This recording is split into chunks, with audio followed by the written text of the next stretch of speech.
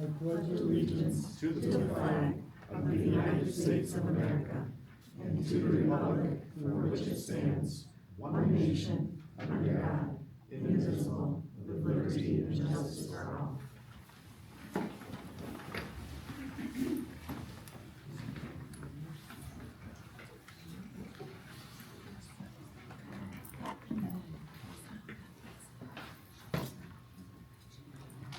Okay, I'd like a motion to approve the agenda. Okay, Barb. Support. Andrew, any discussion? Okay, all in favor? Aye. Opposed? Okay. At this point, we'll have the recognition of visitors and hearing of people present. First is Keith Linebecker.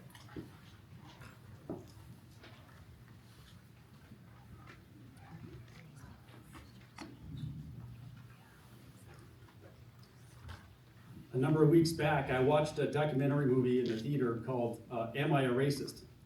It documented the fraudulent intellectual underpinnings as well as the significant financial grift associated with the business of DEI. Given what HPS got for the tens of thousands of taxpayer money spent on Julie Newman's DEI training, that take certainly rings true. The movie's box office success is an indicator that society is starting to reject the poisonous worldview that DEI preaches. But it's not the only indicator. In the last year and a half, 159 colleges and universities across nearly every state have closed or scaled back their DEI efforts. Businesses have also followed suit. Amazon, McDonald's, Meta, Walmart, Boeing, Ford, Lowe's, Harley-Davidson, Jack Daniels, Wilson Coors, Toyota, John Deere, Caterpillar, Tractor Supply have all abandoned or scaled back their DEI efforts. Surely one reason for the change is because equity, the E in DEI, is really just code word for discrimination based on race, which besides being morally repugnant, is actually illegal. And these companies are coming to understand their legal liability in this area. But more tellingly to me is some of the other reasons given by these companies. Walmart said that these programs actually undermine their goal of fostering belonging. These companies are results-oriented and have huge need to attract and retain talent. The fact that they are cutting these programs show their failure in the workplace. And a new study out of Rutgers University demonstrates why. The study named Instructing Animosity, How DEI Pedagogy Produces the Hostile Attribution Bias was released last November. The study found that people exposed to anti-racism training actually exhibit more bias, increased racial suspicion, demands for authoritarian intervention like purity test, and strict social controls, punitive retribution against those seen as ideologically impure. That is not a positive outcome for companies looking to build team cohesion among a diverse workforce, nor is it a winning formula for educating kids to be productive, successful members of society. So one has to wonder why our administration is so dead set on instituting a DEI program. Perhaps they understand well that DEI creates more bias and racial suspicion.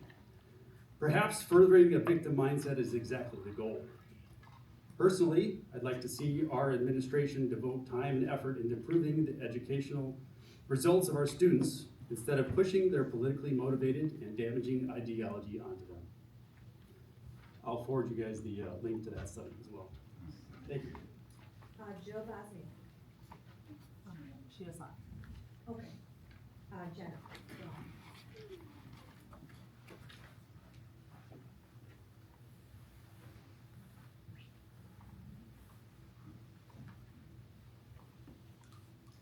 Thank you for letting me speak tonight. I apologize if I'm a little bit shaky. My nerves have been shot since Monday. I'm sure that some of you can relate to that. I'm here to talk tonight about why diversity, equity, and inclusion, or DEI, and Title IX protections are so important for our schools. Every student deserves to feel safe and welcome at school, no matter their race, gender, religion, or identity. DEI programs help make sure that all students are treated fairly and with respect. Title IX protections also make sure that everyone has equal access to learning, free from bullying, harassment, or discrimination. These are all basic rights that help all of our students succeed and also correlate with the Michigan anti-bullying laws. If you remove those protections that will make it harder for this district to stay in compliance with Michigan anti-bullying laws. I would also like to bring attention to the fact that today is International Holocaust Remembrance Day, a day to remember the 6 million Jews and the millions of others who were murdered by their government due to hate and prejudice from race, gender identity, and disability. This is a clear reminder of what can happen when discrimination and hate is allowed to grow within public officials and governing bodies. I'd like to ask everyone here to take a minute to pause in silence and reflect on the importance of standing up against hate, standing up against discrimination, and instead building schools where every child feels valued.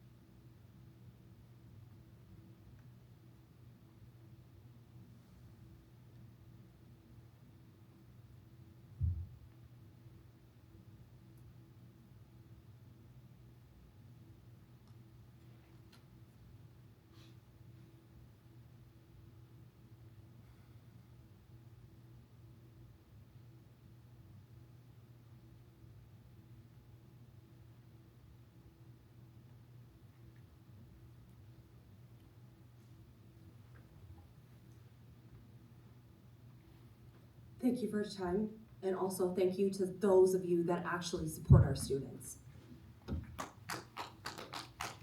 Randy Rice.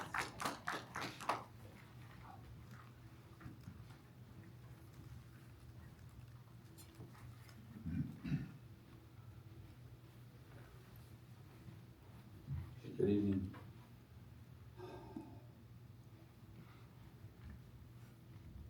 Living in some heavy times, aren't we? I mean, we have to admit that much. Want to be divided over race. Why we have kids who are in our high school and they don't look like us, and the surveys keep saying that they're the ones who are being offended. My youngest is a freshman at Davenport, and she wasn't in the top 100, but she was equipped well by Hudsonville. She had a 4.0 without too much study. She says it's too easy. My son's a senior at Kalamazoo College. Likewise, I don't think he was in the top 100, but he makes the dean's list. He's working on differential equations right now and getting an A in the class. I don't even know what that word means. You're doing well. Administrators, I saw that it was your appreciation for you. I mean, not administrators, for school boards, correct? And I want to say thanks. Some of you I've really been at odds with at times over the last few years. I don't need to say your names, and others of you I haven't, but I want to say thanks to all of you, regardless. I know you have big things ahead. I have strong opinions on this. I've learned a great deal about what it means to be white in America in the last 5 years, as I've gained friends who live in the hood of Grand Rapids. They say I can say that because they said that's where the poor black people live, so I have their permission to say it. I've laid on their floors and laughed with them and cried with them and looked at the bullet holes in their house walls, 27 of them at one point. We have a long ways to go here in Hudsonville. Let's not kid ourselves. If we are going to watch documentaries that say otherwise, you haven't walked the hallways of Hudsonville. When I asked my freshman at Davenport daughter last year, I said, why don't you say something? She said, Dad, I can't say anything. My friends will all think I'm crazy if I start saying things. I'll become a target. This is not to say that Hudsonville is a bad school. I have so much respect My oldest is at American University in DC right now, getting her master's in education. Getting all A's without thinking twice. She is in a classroom as a parapro with underprivileged kids every day, and she is absolutely loving it. Again, you've done well. Keep preparing our kids. Red and yellow, black and white, all of them. So thank you, and I hope you have an incredible year as our leaders. Blessings. That is it for tonight.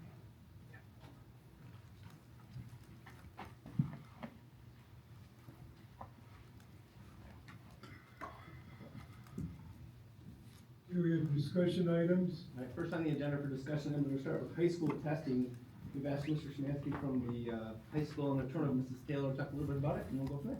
Yeah, so some of you may remember last year we came to you with a similar proposal. Mr. Szymanski will go over the details, but it really is a plan that sets up our students for success on testing day within the box that we're asked to fit into.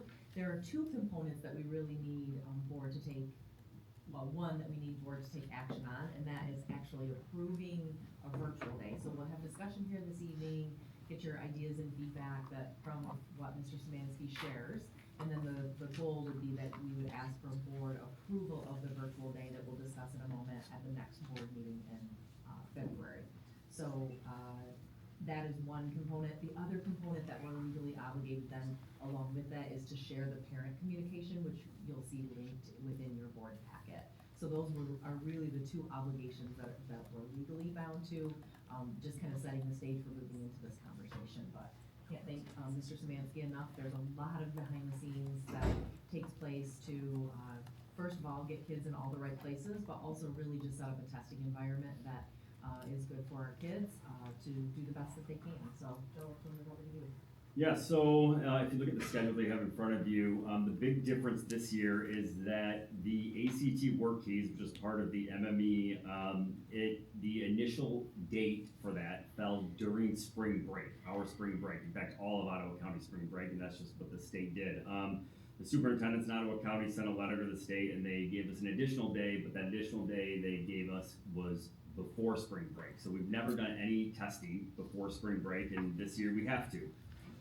So the schedule is that. Just so you know, the other option was to have all the juniors come back to school during the spring break. Yes, but we have to pay for their travel, we don't want to do that. Thursday, March 27th, the 11th graders would take the ACT work keys. It's a version of the ACT test. And then 9th, 10th, and 12th graders would have a late start, so their day starts later in the day, and they would have a full schedule, but every class would basically be cut in half. And then we would have spring break. After spring break, we have that virtual learning day on Wednesday, April 16th. We've always done testing ever since I've been here for 7 years on the Wednesday after spring break. It works well. People can kind of count on it because that's when we've done it. And 9th, 10th, and 12th graders will have a virtual learning day. So they are at home, and there's requirements for teachers and for students on that day and what it might look like for students that don't have internet access. We've always, we really use offline Google Docs, which works out really well because they can get the information, and then when they come back, as soon as they connect to our network, it automatically gets submitted for their assignment, and we didn't have any issues with that last year.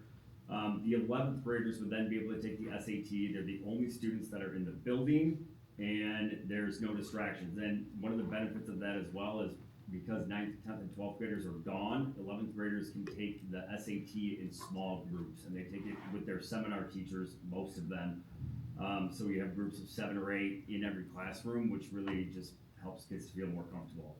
And then Thursday, April 17th, we allow our 9th and 10th graders to take the PSAT 9 and the PSAT 10, and the 11th graders take the M-STEP. And the 12th graders have their cap and gown press, where they pick up their cap and gown, and we always do a career fair on that day as well for 12th graders.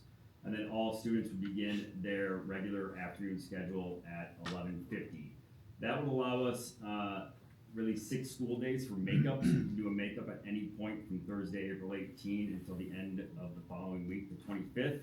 And I think that'll be enough time to get over 95% of our kids in, which we always have, and we will this year too. So that's the schedule, and what questions might you have? So as mentioned, it's the same, and I do want to appreciate Mr. Szymanski and all the work. This is a lot of coordination with the testing and getting the schedule, and then the board approval is really for the virtual day so that we can focus on the 11th graders taking the SAT on that day, and then the parent letter, as Mrs. Taylor had. Last year, first year that we tried this. Yep. Okay, and obviously you probably had a few bugs you had to work out, but overall, what was some of the feedback that you received?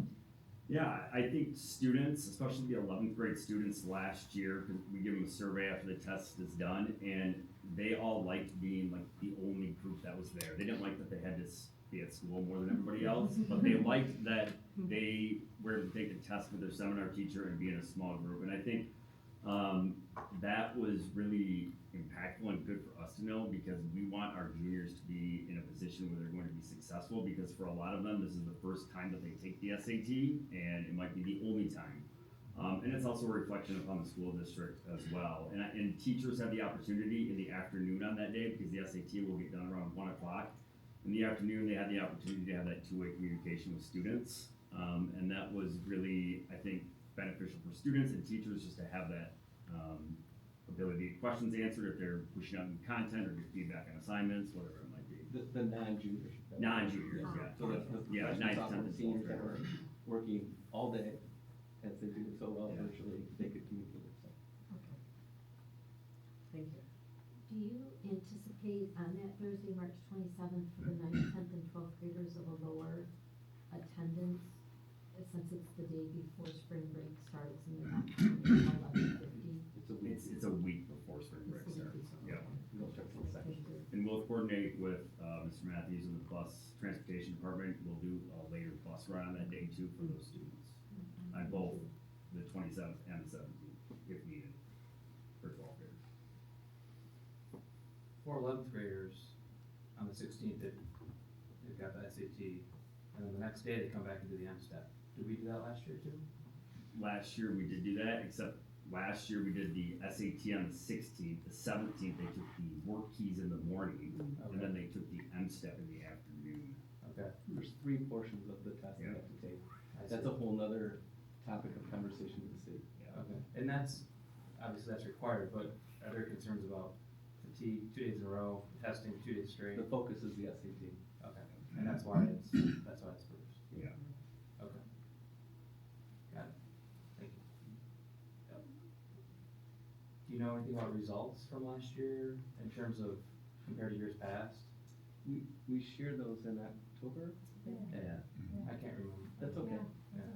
Our kids do well. I mean, there's always, that's where our teachers are diving in. The team time that they're using now is a lot of that time diving into not only that data, but individual summative assessment, some formative with our teachers, and it all lines up with really preparing for.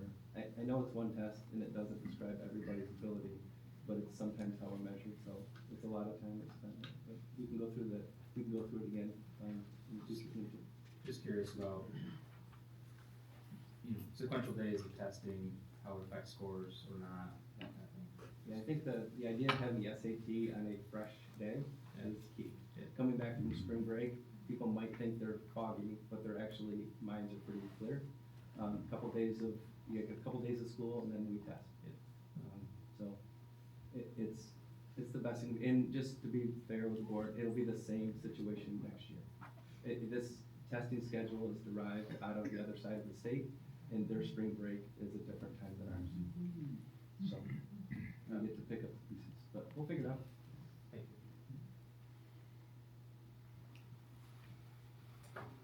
Any questions? So this will come at the February 13th board meeting, either a consent agenda or on the agenda, just as a motion to approve both the letter. If you have any questions on the letter, please reach out to Mrs. Taylor or Mr. Szymanski. Again, want to appreciate all the work that Joe's done, not only with the test, it's a lot. Districts hire people to do this, and we have also. Yeah. He's also an AP, right? So it's a Yeah, lot that's going right. on. Yeah. So it's appreciated. Thank you. Thanks. All right, next on the agenda, we have an update from Mrs. Thomas regarding our DAC committee recommendations. We spent a couple of years going through this work. Just to be clear, this is not something that we're asking the board to vote on. This is not something that will come before the board to vote on. This is a conversation about the direction that we're going as a committee. And it's also the direction, if we have content that is curriculum-based that will be before the students, that will be content that we'll ask the board to vote on. We are not to that stage yet, but we also don't want to roll up our sleeves and get after this without having a conversation with the board on kind of where we are. So I'll turn it over to Mrs. Thomas and kind of walk us through. Please ask questions if you have questions.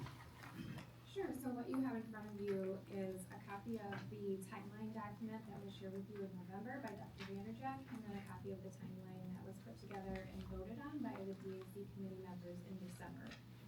I know that some of your questions are always to help us make sense of these two and where there's changes and how they align.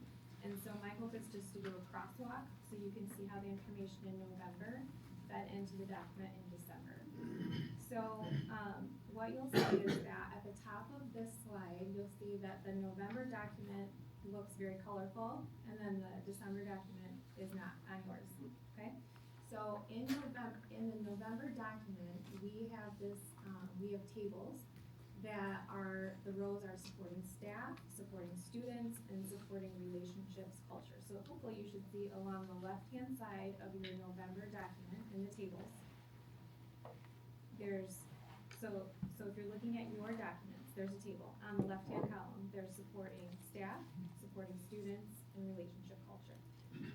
So the front page was the worksheet or the example that was shared with committee members. So a big focus of our conversation was there's a lot of things out there that a lot of people are trying. But a big voice from our teachers was that they asked, please give us tools as well. So this is less about preparing for what might happen, but being better equipped to what already is happening. So when a bias incident occurs, we want to have greater confidence that the way that we're addressing it is the way in which we as all stakeholders support, that they're not going to say the wrong thing or do the wrong thing or get criticized for acting in a way that others wish that they wouldn't. So we wanted to be able to address that need from staff, that they were asking for more tools and how to respond when they see or hear or know about a bias incident. And so when I say bias incident, I'm talking about any type of harassment, bullying, discriminatory language, symbols given or written in a note, things that are felt as harm either through harassment or bullying. So when we talked about supporting staff, the through line was, yes, we want to make sure that we have something that's addressing relationships and culture. Yes, we want to make sure we're addressing things with students, but our administrators would say, we are currently responding. We are currently responding through the tools that we have, and sometimes those are disciplinary. But we're not doing enough preventative work to avoid this from occurring in the first place. And so what we kept going back to is that there's going to be both short-term and long-term actions that will be needed for sustainable changes. So what you'll see on the front of your November document is the document that I gave the committee members as an example of how they might fill out this worksheet. And then the back of the page, they worked in small groups to create notes. And what you have on your document is a summary of the notes that I took as a facilitator on what the feedback was that they gave from the timeline. So you essentially had a note page given to you to show where we were progressing in the committee. And then when we came back together in December, what we did was we took the notes that each of the groups had shared from the timeline document, and we wordsmith this together in what you see on the bottom from the December document. So the December document is just a one-pager that outlines what are both the short-term and long-term actions, because we didn't want to get caught up in, well, what happens if a short-term action spreads over into February? Is it then a long-term? So really where we landed was short-term is thinking about things that we think are feasible to accomplish within a year, and long-term are things that are going to need more than a year. So short-term, specific to staff, what you'll see in the December document is that we would train all administrators using a train-the-trainer model with a training plan called Responding to Bias Incidents, with a plan for ongoing review, because we know that training works best when it's not a one and done. So the Responding to Bias Incidents is referring to the PEACE framework from the Anti-Defamation League, which talks about preventing and preparing, knowing that this can and does happen, encourage reporting, right? So that we can't do this alone, we need others to be bystanders and stand up and report when they see this happening or when they hear comments made. We need to act quickly and respond, encouraging that there is a response, because we know that more harm is done when somebody says something, but the person in the leadership position doesn't acknowledge that it's happened. So for example, if we're in a class together and just for instance, Pat says he would never say this. Mandy's not gonna understand if she's a girl, right? If the teacher doesn't acknowledge that what was said was hurtful, I'm left to make my own assumptions about whether or not the teacher thinks that's wrong. And Pat has no indication that what he's done isn't a norm that we support. So it's really encouraging acting quickly, and it doesn't have to be a speech or a lecture at that moment, but it's addressing that what just happened doesn't align with our school rules and expectations. Then we talk about communication, where we go into what does that communication look like, the person who that sentiment was directed towards, and then what does communication look like towards the student who enacted that. And that's mostly following a question and answer pattern that talks about, what do you know about, what girls and boys can do in math? What prompted your comment, Or something of a more serious nature, as we hear a lot of sixth graders reporting that they ask permission to use the N-word, right? So we want to start with, what do you know about the N-word? Where did you learn that from? Do you know the history of that? Do you know why that might be hurtful to someone? So we want to use this as an opportunity then to finally, the E is to educate and heal. And so this training module really flows then into restorative circles, so we can talk through at the larger level of our community, if what was said was harmful for me, but then Amy is also thinking, well, wait a minute, I'm a girl too, am I not gonna understand this? We have to address the larger community when the larger community has been harmed or influenced by what has happened, right? So we had an incident, we're in a parking lot or in a playground, someone wrote a racist word on the playground. That's somewhere where you can't estimate what the larger impact was, but doesn't need addressing? Of course it does, right? So the responding to bias incidents is really meant to be, it's not a one size fits all, like this is what you're gonna say in every situation, but it's a training pattern that follows, that encourages the teacher to follow those steps. And then in smaller groups, they process, how would you handle this scenario? Here's how another educator processed it. Oh, I like the language that you use. And it's also gonna sound different between age and grade bands, right?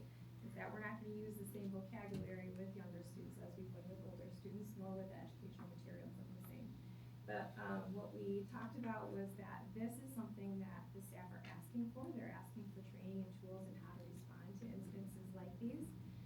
And then they would move into restorative practices, which is really around the model of restoring harm, or bringing together two parties when there is an incident, is much more impactful when we do proactive circles or proactive activities to bridge that gap. I think I might be, I'm gonna try, what's that? Okay. And if I'm going into too much detail, just say, keep going, because I will take my cue. So the next option, the next short-term action is to, that those that are trained from our administrative group are then bringing that training to staff, which might align with our fall PD. Long-term actions would then be to build staff training on restorative practices. There is a lot more to it than just bringing two people together and getting one person to say sorry. It's about identifying what are ways that we can help one person understand the impact. It's really not about intent, it's about impact of your actions and your words, and emphasizing that we work to solve that or to promote restorative action that's meaningful. And then we would work with the staff to develop an implementation plan to bring to the classroom. All right, so the next slide here is focusing on your middle column from your November worksheet, which says, nope, sorry, it's your last row that says addressing climate culture. So it should be on the bottom of your table. What we did was I gave them this example of what a timeline could look like. They then worked in small groups to discuss that timeline. And these notes in that second row are my notes that I took as the facilitator about what groups were giving me as feedback. We then took that feedback and in December, we shaped these bullet points for what our one-pager looks like for addressing climate culture. We recognized as a committee to tackle culture is a big thing. And so we saw these two solutions as really being able to partner well together. I know we've shared a little bit about this with you, but Loving Our Students on Purpose is both a book as well as a philosophy. It really focuses on what is common language that supports an inclusive environment and brings to life just different philosophical underpinnings about how to create a sense of belonging in your school. Restorative practices is much more of a tactical training on the actions and the aspects of your classroom makeup that can influence supporting restorative practices. If you have an elementary student, you might have heard your kids talk about being in a circle together with their classroom. That is really meant to be a proactive circle. It's actually part of our social emotional curriculum that develops culture where we can share different opinions, we can share things about ourselves, and it creates a safe space in the classroom. We understand that there's a lot of implementation aspects to consider for secondary, but we also know that there's models out there that we can look to as what's worked in the past and what hasn't. And so as we become trained on both of these things, as we read the book together, as we bring it to staff, and we have staff involvement in what this could look like, we see the pairing of the book study and the restorative practices training really going hand in hand because a lot of the themes that they talk about are the same. Loving Our Students on Purpose gives us the common language, and restorative practices gives us the tools. See that last part again? Yeah. Loving Our Students on Purpose gives us the common vocabulary and the philosophy, and restorative practices gives us the strategies and tools. Yeah, you may have talked about this before, but remind me again, as far as age level, and obviously it's going to be a difference, but is all of the staff reading the Loving Our Students on Purpose, or is it started at the high school? Good question. So this would start with our administrative team as a short-term action. Okay. And our administrative team would begin with the book study amongst each other to kind of learn and grow confident in what the common language is and how would the philosophy play out in real life and where is there already crossover in what we're already doing. And so what we look towards when we start looking towards long-term action, our administrative team then connects with our building teams, which are already, part of our cycle between our district improvement and our school improvement. And they're talking with their staff about how do we contextualize this book, this framework in our school. So they might pull chapters from the book and read it along with their staff. They might say, hey, I think that this is pairing really well with some of our learning in restorative practices. Let's read this chapter alongside getting trained in these tools because this is where there's strong connection. So any way that we can do the learning ourselves as an administrative team and then think through, with the time that we have with our school teams, what feedback can they give to inform the plan and what would success look like in that building. Mandy, can you just refresh my mind? Yeah. I just don't remember. Yeah. TT and REN, what do those abbreviations stand for? Yeah, so you're moving to the section of the notes where we're talking about supporting students. So in that column, we have from our November notes that what action step that might look like is school PBIS teams focus on what lessons from TT or REN, which you just named, can support and expand the expectation of, for example, SAFE from SOAR. So TT was a reference to a curriculum curriculum called Teaching for Tolerance. It now has a new name.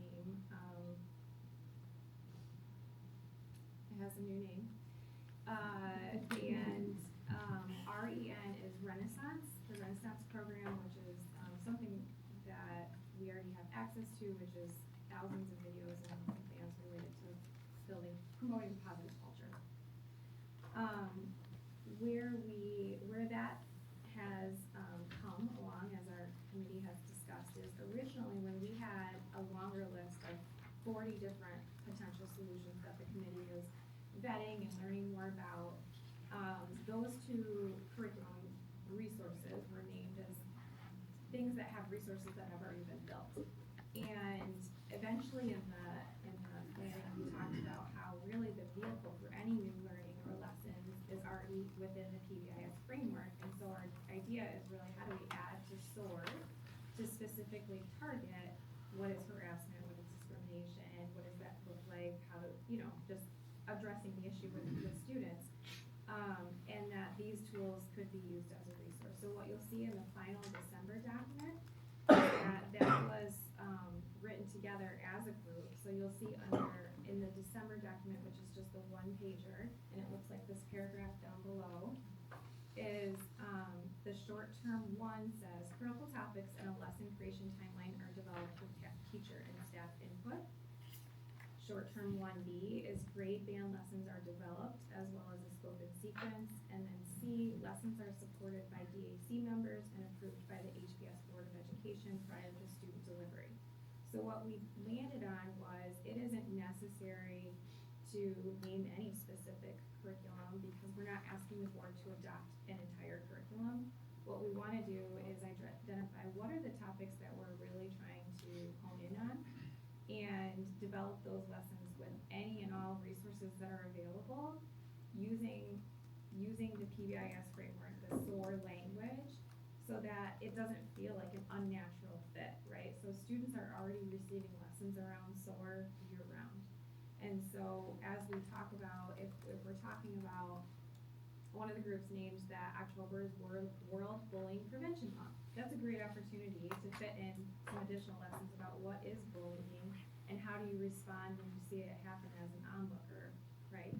Or if at the high school level, they're looking for video content that's more age appropriate for what does bullying look like than what we might be able to pull from, I don't know, Sesame Street. We're looking for an age-based model, an age-based peer talking about, how does that impact you and what does it look like to be a bystander?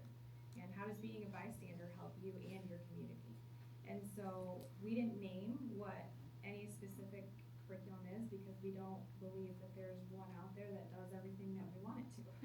So what we did land on as a committee is that we are aiming to create lessons that will help teachers support this learning for students that are created by staff in conjunction with staff input on the scope and sequence, so that it can be added to the framework that we already have.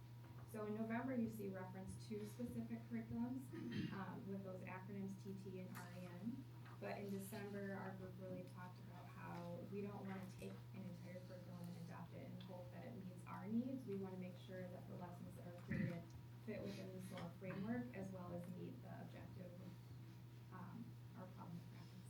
So if you do what I consider like a cafeteria style curriculum, do you have to pay for these different curriculums if you're picking and choosing certain lessons? Do you have to pay? Is there a cost involved? It depends on what the curriculum resource is. We already have the Jostens Renaissance, and I believe the lessons from the Teaching Tolerance are just free resources for educators.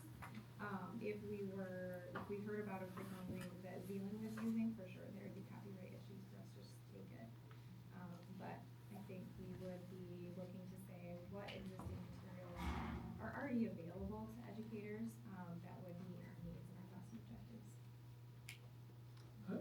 I'm seeing a big disconnect from what Dr. Vandy Jack said and what you just said about the board doesn't have to approve content.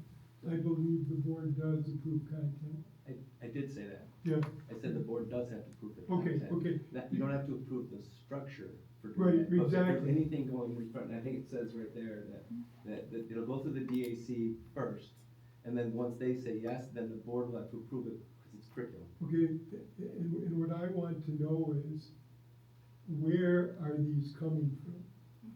Where is this content coming from?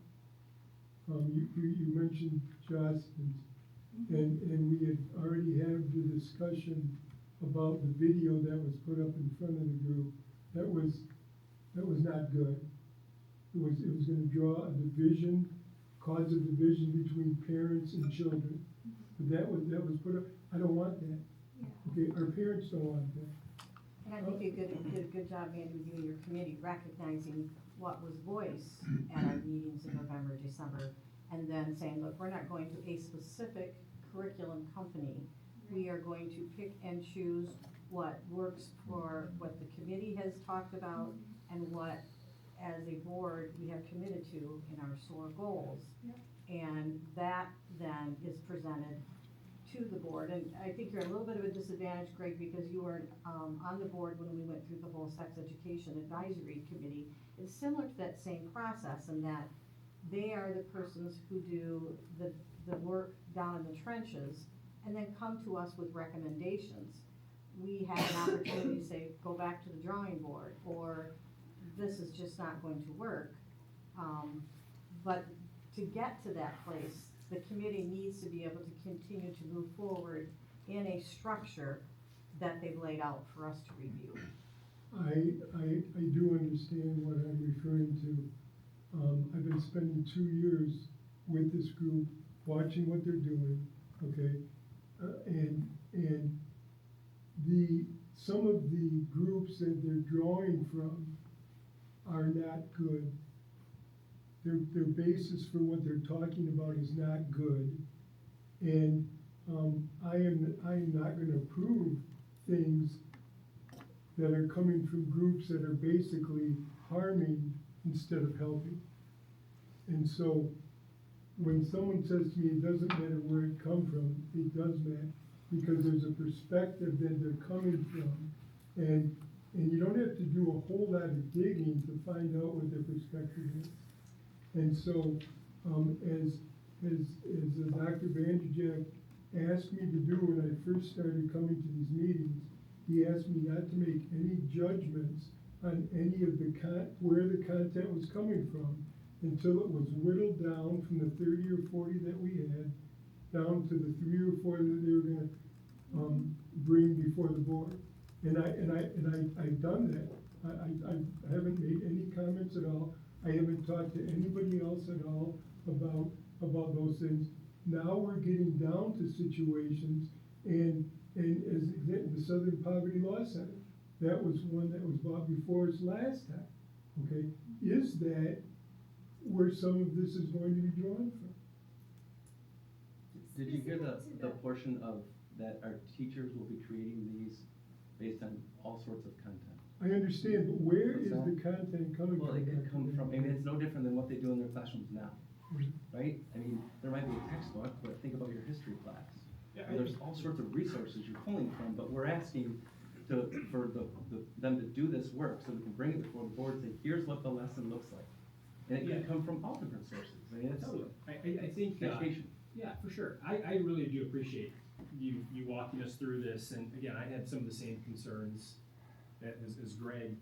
And I do trust that the VAC and the teachers, will bring something to us that, hopefully we can all agree on, get 7-0 votes.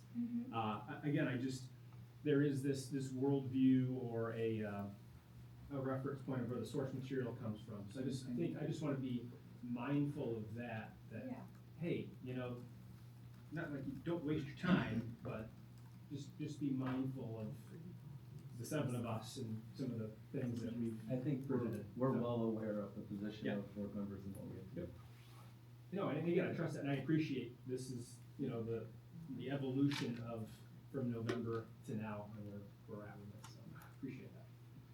Yeah, I guess I would say very similar to the creation of the current PBIS lessons, we have R in SOAR is respect.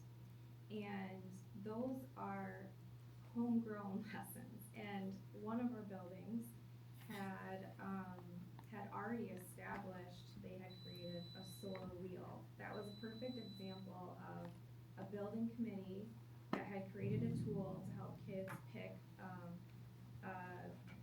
remedy that they had for their stressor, right?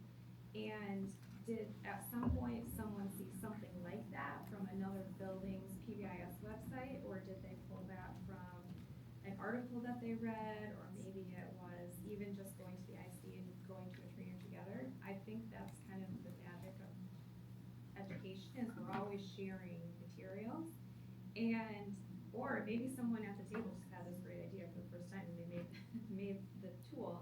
And then we adapted that and put that in the lesson plans for all students to learn about, because we felt like it had relevance to what we were trying to teach. So, I think where our conversation was that we can't limit or name all of the possible things that a person might come across, but where we really want to narrow in on is that we're trying to address the problem of practice, which is that we know that harassment and discrimination are occurring to our students that are in protected classes, and we all know that bullying is also happening to students who are not part of those protected classes. And what we aim to do is to get information to students to understand what that looks like, what that sounds like, how they can remedy it, and what to do when you're a bystander.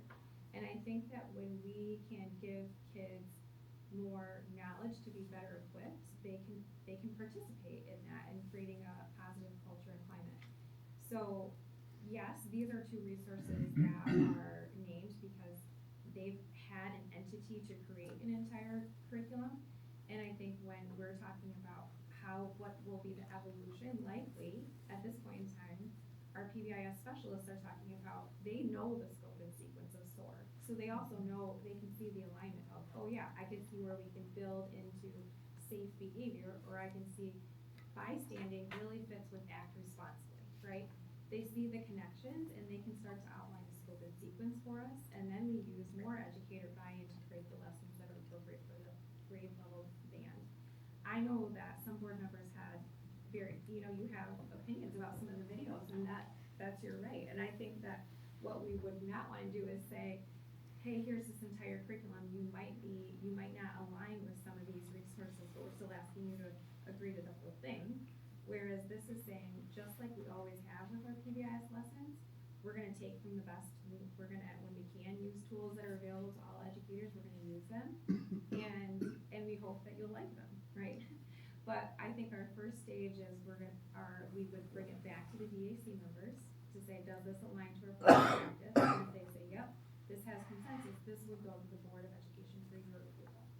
And we imagine doing this in segments, because we're not gonna have a whole scope and sequence created in a short amount of time. But I would just agree that we wanna be mindful of educators' time, and we don't want to have staff, invest a significant portion of time if there are big concerns with this action plan. So I think that this conversation is valuable, and I hear you say, don't include that video that I saw. I hear that pretty clearly.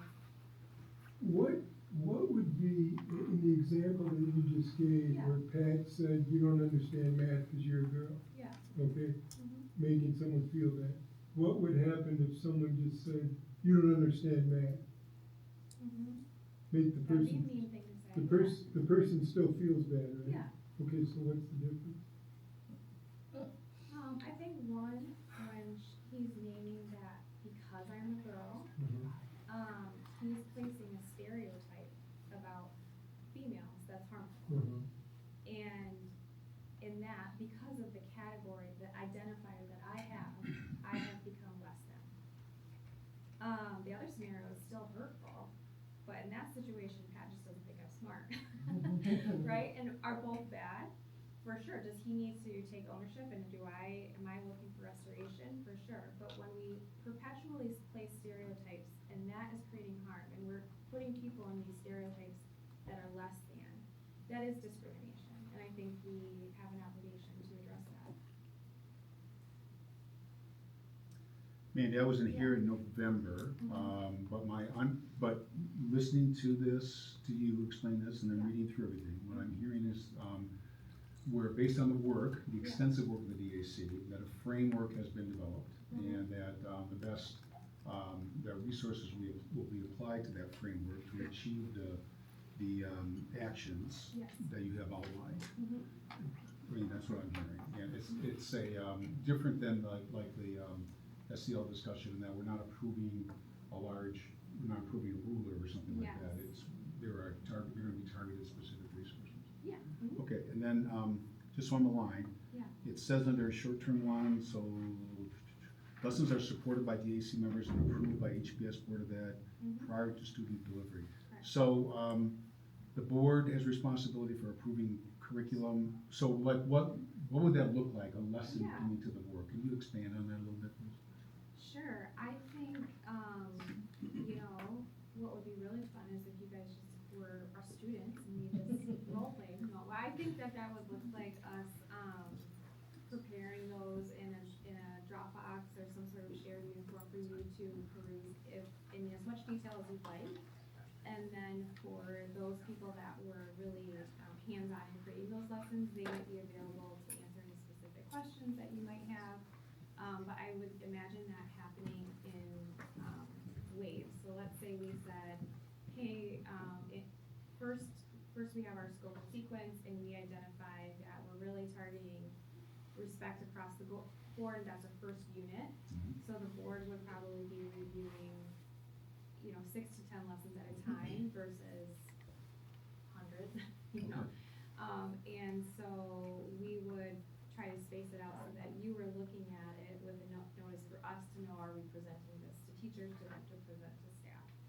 So we would, probably a lot depends on that scope and sequence about how many lessons you would see at a time.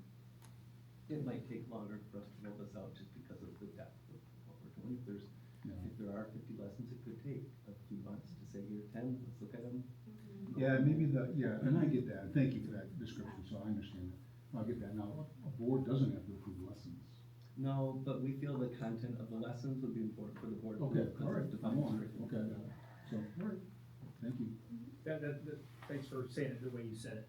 That's always been like this hang. I feel like I was viewing this like, oh man, we have to approve every lesson, which is different than To approving some the degree, curriculum. the answer would be yes, because it's content that we do not have as part of our other content. Yeah. Repertoire. Yeah, I understand that. I think that makes It's sense. a little bit deeper dive, and I know it takes more time for the board, we think it's important. Yeah. Mandy, it was very helpful for you to give the example. And I think when we get to the presentation part of it, it may help the light bulbs to go on some of these issues that we maybe aren't as familiar with. If the presenter can give examples of things that real life have happened. I mean, I know I could give some examples of things that have been said as a woman and various other things, but it would be helpful, I think, to process that, especially if you've never experienced that. Yeah, and I think that, when we had a couple of teacher representatives, and that brought to light that, I think our middle school can identify different themes of behaviors that they've seen versus, K2. I think that what you may see is that at different age bands, we're trying to get ahead of, right, to educate, so that we can start preventing this issue from being a 6th grade issue, right? Is to give them understanding that, I use this example, but it has been brought up quite a few times, is why is it bad? Why do we need to provide education around one student asking another student for an N-word test? And I think most parents are surprised to hear that is something that happens, but I think the staff representing the middle school would say it is happening. It is happening right now, and we are addressing it, but we're not being proactive. And I think that, that's one example, but, the students that are experiencing that would tell you that it's not a one and done. Yeah, the staff just picking out from your discussion, the staff request, this is in response to our staff asking for understanding and tools, which you talked about, and we're providing those. And then doing it proactively. I mean, we've had a discussion on this board in the past about, we should respond to every instance of bullying, whether it's because of height or weight, whatever. And we should. That's reactive. This is about proactiveness. So, I really like thinking, I think this is great work. I think this is great work. with the whole committee, because I know Yes. there was a large committee involved and Yes. very thoughtful and kind of modeled after the sex ed committee, and so. Yeah, it's yeah, nice. members And the have- proactiveness to get in front of it, as opposed to reacting to every instance, makes a ton of sense. Yeah, and I would say that as a committee, there were many points that we didn't have, agreement on. We Right. have a lot of different perspectives. Right, but which I is how think it should be. There should be healthy dialogue and tension and Yeah. debate and There's a lot of disagreement, diverse and thinking. that's okay. Yeah. That's okay, yeah. And I think, the fact that we can come back to, we consistently want, a healthy environment for all students. Mhm. And that we think that this is important for our kids. Mhm. And that, when we can do better, we do. We want to, we No want to better do pursue that. that. So I think if we really, I think for the committee to have reached consensus on this is, really great. Good work. Doing the right things done wrong. Mandy, help me understand just the timing. So we have for actions to support staff, we have short-term goals Yeah. for training administrators and certain to use responding to bias incidents. Then we also have a short-term goal for supporting students to, get lessons in front of the board to Yes. approve, Mhm. which are supported by the DAC members. Mhm. How does the timing of the input that our teachers have Mhm. into this relate to when DAC members are gonna be asked to approve something versus the board? Like, when do teachers have input into this, I guess? Is that Yeah, after we I approve it or think- before? No, I mean, ideally before, so I think, to reiterate, I think we've been wanting to be very tentative about asking staff to commit time until we feel that the work is going to be supported by the board. Because we feel that that's respectful to them. And so I would envision having our PBIS leaders or specialists start the conversation by identifying where are there potential gaps and opportunities to fill. High school doesn't have a PBIS specialist, and they've been creating, lessons kind of, as they go, and so I think that for them, that would look like having key representatives from their team. And then what I would envision is that once we have a skeleton lesson plan, that's where we're really inviting teacher input about, like, what's the feasibility of this, and let's talk about timing, what are other resources that might connect to this, so that we know that that's really something that has that input before, it's just not one person creating a lesson and asking everybody to do it, so I would envision staff input actually coming before the DAC committee, so that DAC can know how staff, view it. And that makes sense, especially because the DAC committee is wonderful, but it's also the teachers that are ones Yeah. observing the trends and understanding what their kids in their classrooms are Yeah, experiencing. So I think Yeah. that's, and we do I have think a that vehicle of the PBIS team to say, in our school, what do we think are the most pertinent issues that relate to this topic that could be added to our lesson framework? okay. So to expand on Andrew's point, Yeah. the DAC will continue. Yeah, at this point, we don't have a next scheduled meeting because, if there's. We gotta get through this point. Yeah, no, And if fair, there's a- if fair, but there's in a- some and way, I'm getting the in some sense from the way, board, the- like, go for it, but Yeah, and know what we're seeing. Yeah, and I guess Yeah. we have our short-term goals for staff Yes. are training them, right? We also have a short-term goal for supporting students that involves lesson creation developed with teacher staff input. Yes. And I guess if we have the short-term goals for actions to support staff includes responding to bias, it does not, according to this, include restorative practices Right. and loving our students on purpose. Not So- initially, but not they're in- big trainings Okay, that take a lot of time, yeah. so I guess, So My how are question we is- doing those at the same time? correct, like I'm Yes. just trying to understand, like, if we're asking for lesson creation, if lessons are created and developed with teacher and staff input, Sure, but our teacher and staff haven't even looked at restorative practices or learning, like, how yeah. does that? So the does- teachers aren't looking at lessons for restorative practices or responding to bias incidents. Those are training for the teachers on how to respond in your classroom when this happens. So Okay. they're not relaying a lesson to students then. Okay, So they're in the spring, let's say in the fall, they're receiving the responding to bias incidents training so that they can implement that when when and if it happens. They're during mutually classes. exclusive, got it. For our students, I think we have two things. One is we have our ongoing work around,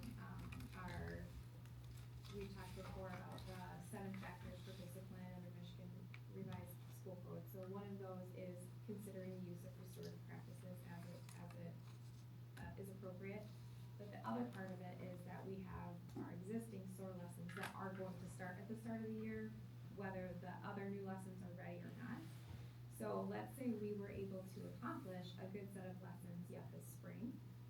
I think we would have enough time to have an initial set for fall.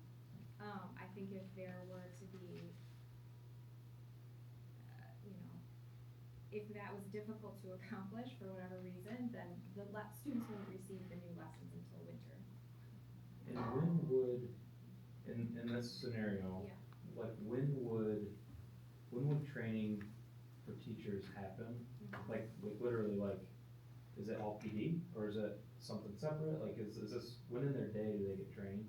And then when in their day, when they're teaching, would this curriculum be like rolled out Yeah. in classroom? Well, navigating how to fit all the topics in PD is always an annual thing, so that would happen sometime when they have PD. Okay, so we're not asking teachers to like. No, line come their in an extra spare time. afternoon, no, Yeah, so it would fit somewhere within the PD schedule for teachers. And then the lessons would occur when the PBIS lessons are already planned to occur. Okay. Yeah. I think those are all my questions. Okay. Thank you so much. Randy, how much of a difference is how we're responding to these incidences? How much is it gonna change from what we're doing right now to what we're gonna be doing 6 weeks from now or 6 months from now? I mean, given the example that you gave, what's the difference? What's happening right now as opposed to what will be happening? Sure, I hear from some staff that they're nervous to say or do the wrong thing, so Mhm. they're not doing anything or not saying anything at the time that it happens. What we hope to happen with training is greater confidence in tools in responding to it in a unified, supportive way. So in that example, and I keep using this, which is, he would never say that about me. He's the most encouraging person, but let's just say he Just said, for the record, Mandy, what have I said about your intelligence? yeah, he's very complimentary. She's extremely bright. If he were to Robert, say please that. make a note of that. Yeah. So, And let's say now Amy's the teacher. If she is worried that it's gonna go home to somebody and someone's gonna be really mad, she says or does the wrong thing. She might talk about it with her administrator, she might pull Pat to the side the next day, she might try to talk to the classroom about just treating each other with respect. Those are all good things. What might happen after the training is Mrs. Taylor says, Pat, that's not how we talk to our colleagues, and it's certainly not how we talk about girls, right? Move on with the lesson. She takes me aside and says, Mandy, are you okay? And I say, I don't know why you said that about me, am I not smart? Whatever. She has a restorative conversation with me, and then she talks to Pat and said, hey, do you know why what you said was hurtful? He said, yeah, because Mandy thinks I'm, so what we hope to happen is some addressing at the moment, and then some education about why is what you said harmful. And maybe a different example is to say, and this is a real example, is a student had drawn a swastika on the notebook, and they crunkled it up and they threw it at another student, right? Or another example is a student came up to another student of color, didn't know their background, and said, in a few weeks they're gonna send you out of here, right? Right? If people are worried about saying or doing the wrong thing, they may not act at all. And what we hope to do is respond in a supportive way through the responding to incident bias. What might happen differently with the PBIS lessons is that maybe Joy hears that that's being said to the person and says, hey, that whatever she says in her language, that's not cool. I'm gonna tell Mr. Freed about it because what you said was really hurtful, right? And do we always hope that kids stand up as bystanders? Of course we do. But we want to cue Joy in to know that you know, this is hurtful language, and if we don't report it, we can't make it better. And so sometimes our kids giggle because they're nervous because they don't even know what you're talking about, or they're just like, oh, this is weird, ah. And I think that what we want them to do is to feel empowered that they can do something about it.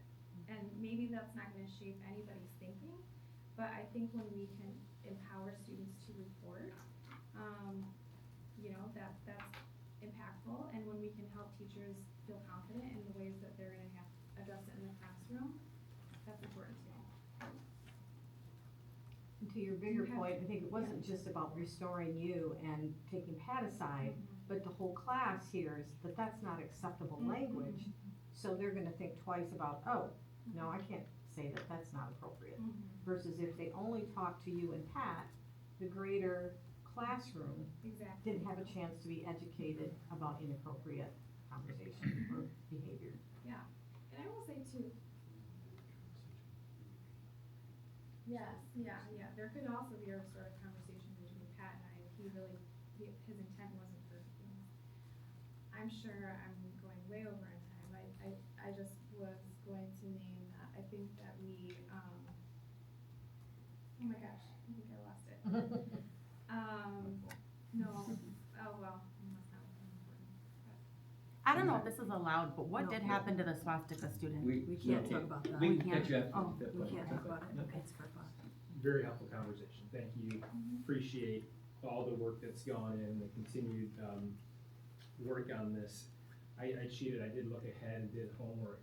Wow. Yeah, look at all these notes. Hey. There's notes right here. Extra. We try to do it, we try to do a site visit to the author, but Australia. In Australia? I will say this was incredibly inspiring, but also convicting at the same time, because I was able to analyze things in my own life where I'm not great and need to grow. And as I look at, you know, the addressing climate and culture, and how we talk about loving your students on purpose can give us common vocabulary and philosophy, and then restorative practice gives us the tactical tools and how to do it.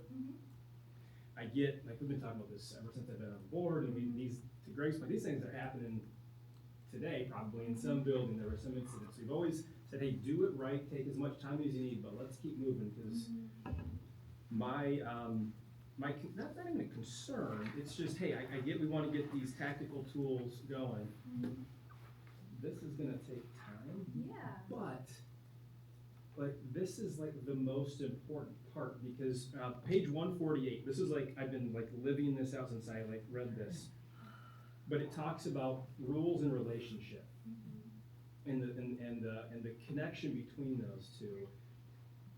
If we have a high rules environment, but a low relationship environment, they call that chaos. Okay? Wait, no. See, I'm still learning. Yes. High rules, low relationship is rebellion. We don't want that. So if we get stuck, hey, tactical, but we don't address the culture and the relationship, we're gonna have issues. And so that's why I see, again, this is gonna take time, but this is so powerful, this stuff. It's not just for our students. I look at our staff. And like, I'm trying to do this in every relationship I have. How, you know, not just with students, but my wife, my kids, my coworkers. I would just encourage you to, as expeditiously as you can, work through this as a team and get this into our buildings, because it will change how we view all of our different relationships. And if we can get the tactical right in sync with that relationship, that's where things flourish. And that takes work, because again, like, that's the most convicting part for me. I tend to be more high rules, not so much on the relationships. I need to do better on the relationship side. And so we've always talked too about the staff, they need the help, because they're just worried, how do I address this? But I think we can model behavior for our staff, because I think you know, there's an opportunity for them to be supported by the board and administration. If we are living this out at this level too, that our relationship is better than we're modeling it. This was just a super awesome book, and I was glad you guys brought it up. I went up and grabbed it, and I would encourage, I've gotten the board to read through it too. It's really good stuff. So I'm glad you guys came across this, because I had not heard of this. But, a lot of work. I can see where this is going to take time. But this is like, when you think about your legacy, and your position, and special service, and all these things, you can change the culture, and not just give them tactical tools. Like, that's where like, people look at Hudsonville like, oh my goodness, they have this culture of love. Because they're mutually exclusive, we can go along doing all of them with different people at different times and different paces. Yeah, this will accomplish things for our staff as well as our students. And because I do see teachers in the room, I just wanna acknowledge, like, we have incredible teachers that are building relationships. Oh, totally. We have administrators that are looking out for all kids. We already have teachers And here. so this is not meant to say that that's not happening. I think it's just looking for what else is out there to help feed us and grow. Oh yeah, no, this is not Yeah, yeah. an no, indictment of I our hear what staff you're at saying, all. is It's that- like, no, to me, it was like encouraging, like, Yeah. oh wow, like, Mhm. how can I do better? Any other questions for me? Thanks, Mandy. Joy, did you have something? I was just, so we're just, the only piece that you really want board approval of is in the middle, right, of that December page? Yeah, Nothing and else that's not really. even tonight. That's No, I just, mean, eventually, yes, but the top and the We bottom really, is Correct. yeah, informational. That we was really it. wanted a feel for the board's understanding questions to say, now roll up your sleeves and get after it, and as opposed to no. So I get the sense that it's roll up your sleeves, get after it. Absolutely, get it. Sounds good. Thank you very much. And I do want to thank Mrs. Thomas for not only her leadership, but expertise in this field and all the work she's put into it. I know a lot of committee members, there's other people, but, excellent job. Thank you. All right, next up we have, I'm gonna loop the next three items together, if that's okay, and I'm gonna try to explain this the best I can. We have talked about moving away from Neola policies to Truant policies for multiple reasons. In order to do that, I put a handout in there about what the transition looks like. It's a heavy lift of transitioning policies. This is a unique subcommittee because I'm asking for a subcommittee for the board for the next three items, and I'm gonna explain the difference between the three, where policy is something that goes before the board. So regardless of what the subcommittee decides, everything still has to go before the board, but we can do it faster. Not for the subcommittee, but for the board. So for example, if the subcommittee says, this policy, we want this language in there, the whole board has to see everything that they decided. They don't get to see, it's not like you can black out the language ahead of time so that the board can't see it. But the subcommittee would need to meet, if you read through the other handout, about probably 3 full days, or maybe 4 to 5 half days, to go through the transition to Truant policies. It would be a spring endeavor. Truly, the board does not have to take action until the policies are approved.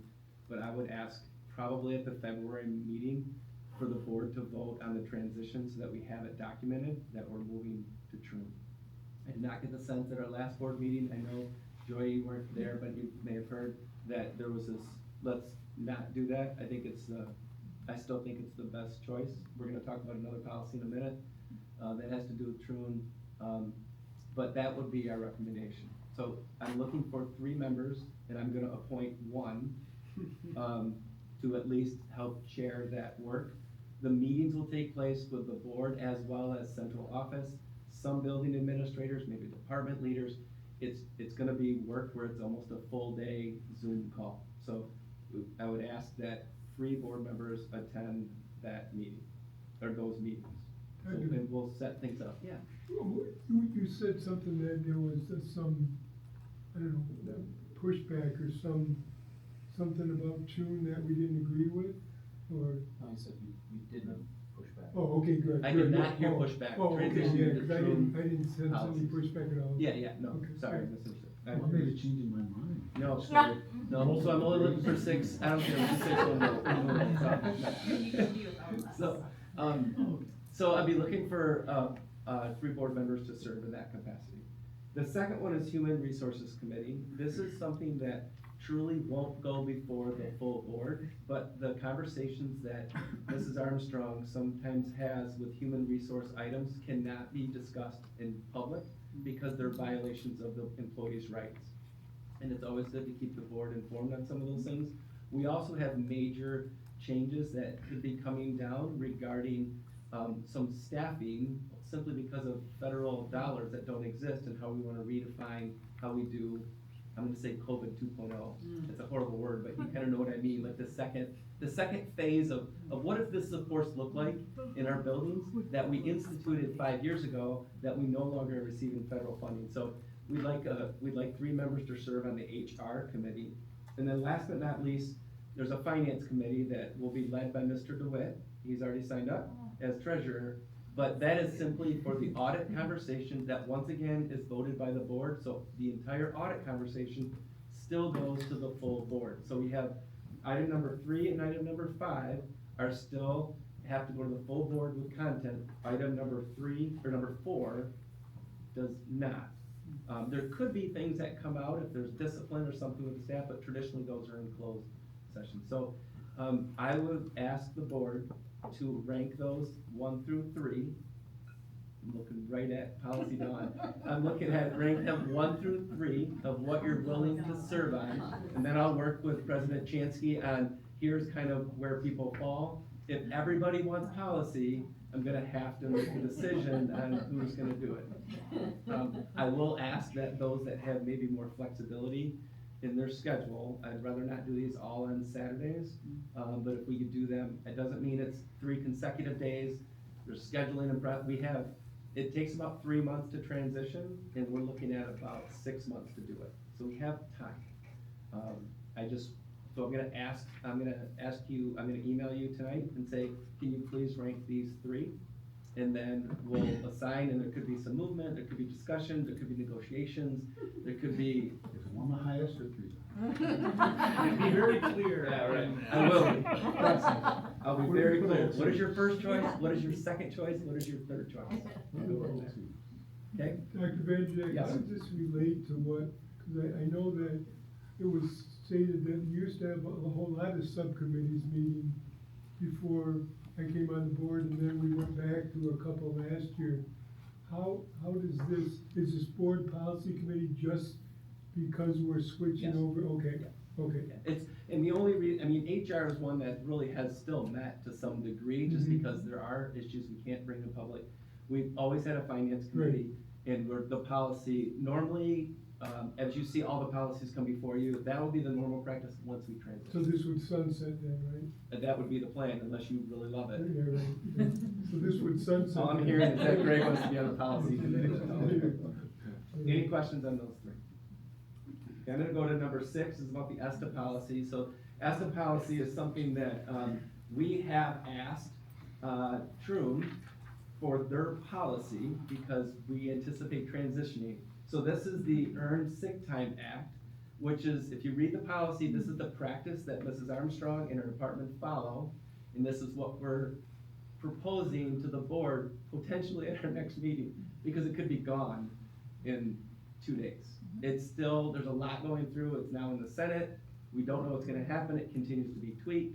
So you can read this, I don't know how much time I'd spend on it. The bottom line is the practices that Mrs. Armstrong has established, we would like a policy to support those practices. So we will bring a policy, hopefully to the board, if it's not in February, it'll be soon, once it's kind of finalized. And I'll talk about Title IX in just a minute. And part of the ESTA law is that you have to have a policy. Yeah. So eventually we'll bring one, I just don't know if it's gonna look like this. I don't think it'll change, and it will change, but I don't know how much. So that's the next item. I know I'm going quickly now. Any questions on earned sick time?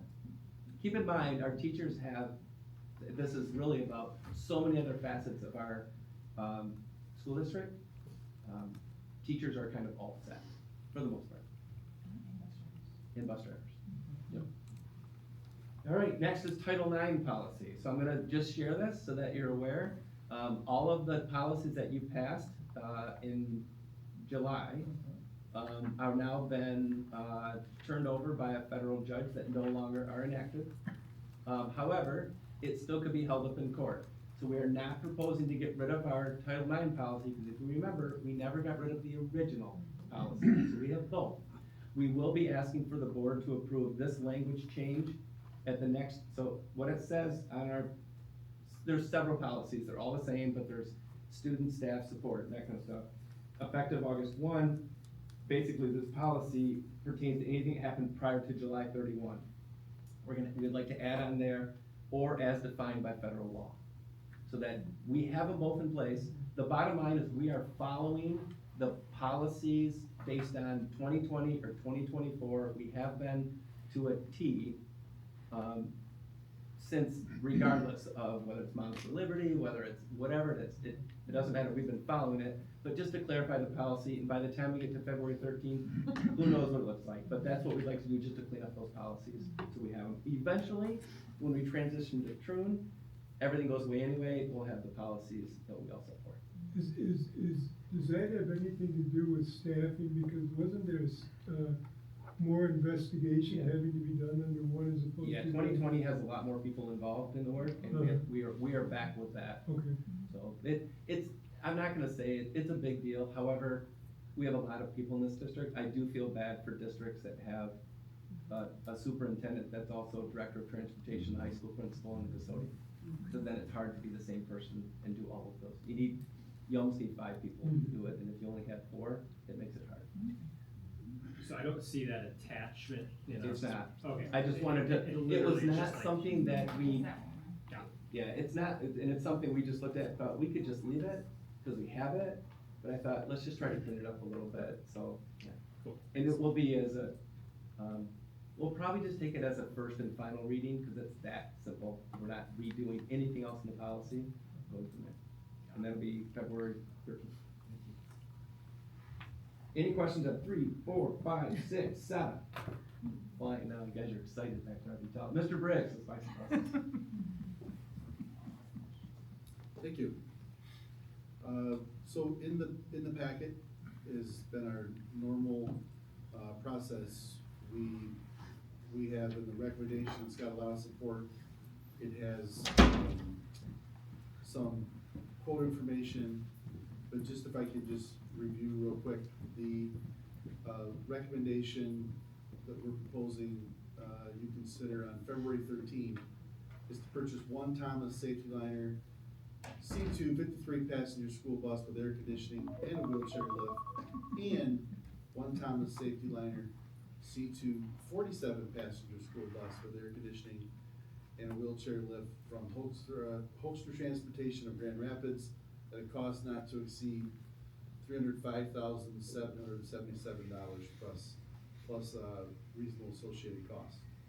There's a little bit in work up in the middle here that talks about our total fleet, in particular our special ed fleet, and just because we've talked a lot about averages in the past, and sometimes an average informs, sometimes an average doesn't as much, and sometimes a median. So that's a change from what you've seen. Our median model year is 2018, but our average age of our special ed fleet is 7 years. Those buses, it's really different. They're just used so differently than our general ed buses. It's stop and go and idle, and they generally end up accumulating a lot more miles because the routes aren't as efficient. It's not the same as picking up a bunch of kids at a neighborhood stop and taking them back to school. So they generally, even the state recognizes it, and their depreciation schedules are 7 years for special ed bus versus 10 years for general ed bus. And it's a really great conversation for us to have, because before the enhancement village was passed, our average age of our entire fleet was over 12 years. So now we're really looking at some best practice things, and this is a recommendation that We haven't purchased special ed buses in a few years, and it's time. We needed to, purchase general ed buses for a while. But, yeah, pretty standard. We're recommending Holster again. We've worked with them for a number of years. They're right here. We really like this, Thomas C2 fleet. Our mechanics have worked on it for a long time. The body, we're not sure why, but the body is, holding up, body and, the sheet metal and the frame, is just holding up extremely well. It's faring very well for rust. We're happy about it. Don't exactly know why, but it's just doing extremely well. The attachment shows, look at that, the replacement schedule. The 5 buses that are on the top that are gonna be retired in 24, 25, those represent, we'll take those buses out of service when we get the buses we've already ordered in. So we ordered 8 buses last year, and it just takes a long time to get them. So we get them, we keep asking Holster to check with the factories down in North Carolina. And there's some, we have 3. We have 3 of the ones. So this would be for the year, we would anticipate these buses coming in the 25-26 year, coming in after July 1, and the next 2 buses coming off the road. And then in the past, we've been doing 8 buses a year. We feel we can peel that back to 6. And you can see the highlighted 26, 27 with 6 buses in the next year of 27 and 28. It just sequences down like that. Some years it's more, some years it's less. But we're also, as a part of this, we're taking our fleet size down. It had grown larger. We'd like to have a larger fleet. We could always let it go back, but we're taking our fleet size down from 80 to 75 over time. We literally we had 61 to 62 everyday routes, and today we have 47. We just had to consolidate that much. It's a human resource, just who's out there. You know, we're doing everything. Ann and I have done more to hire bus drivers, you know, and but everybody has. It's not just Hudsonville. I think it's a little tougher here because of the cost of housing, and bus drivers don't, they generally work in the same community that they live in. It's just the way it goes. It's a split shift job. So anyways, that's the highlights of this recommendation. So if you Any recall, questions? Yeah, if you recall, Dawn and Ken, probably 6 years ago, 6.5 years ago, our bus fleet was tired. And that enhancement village really has brought us up to say, listen, we've got a solid fleet. Pat and Rock done an amazing job keeping buses on the road and also rotating through and finding the right ones. And now getting these lift buses is a big deal. We got our first one about a year ago, and now having 2 more would be ideal. The air condition, obviously, today doesn't matter, but it does matter for summer trips and for June and May and August type deals. So this will come before the board at the February meeting, and to Pat's point, we'll be lucky to get delivery by next February. Andrew might have to recuse himself from that vote.